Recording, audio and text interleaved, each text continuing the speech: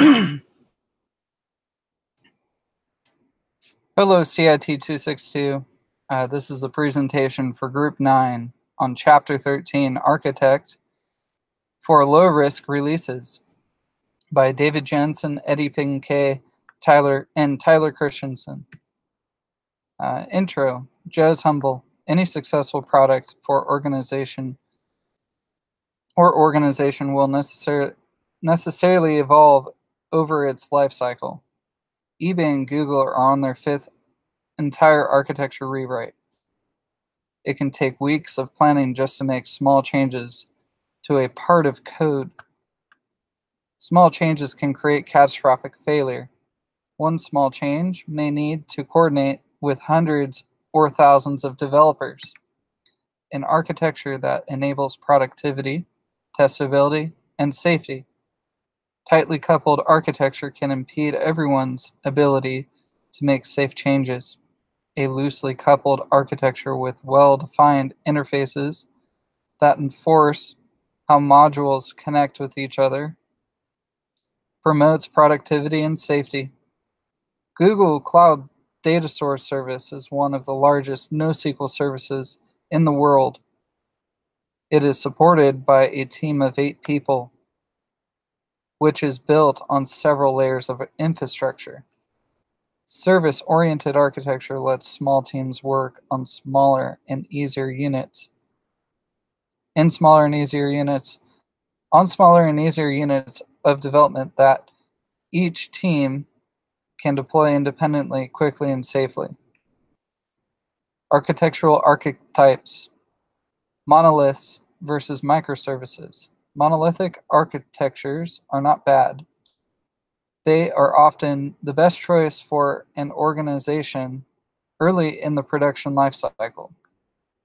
For monoliths, the pros are simple at first, resource efficient at small scales, low inter-process latencies. Join queries are easy, and the cons are coordination overhead increases as team grows. All or nothing deploy, long build times, tendency for increased coupling over time. Each archetype shows a different need for an organization. For microservices, pros are each unit is simple, independent scaling and performance, can optimally tune performance, independent testing and deployment. Cons, many cooperating units, many small repos, requires more sophisticated tools, and it has network latencies. Use the strangler application pattern to safely evolve our enterprise architecture. If architecture is too tightly coupled, then decoupling parts of the functionality from the existing architecture is okay. Upfront analysis helps us identify the small pieces of work that will achieve a business outcome using the new architecture. If a service does not have a clean API, then building for finding a clean API within the client library should be done. By decoupling functionality from a tightly coupled system, then a safe, vibrant ecosystem for developers is created.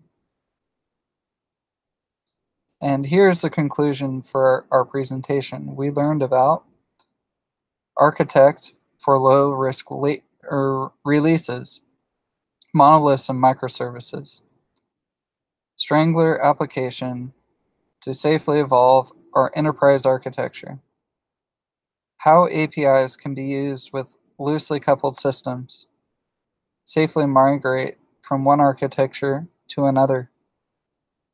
Anyways, this was our presentation for the CIT 262 Group 9, Chapter 13. Thank you for tuning in, and I hope you enjoyed the presentation.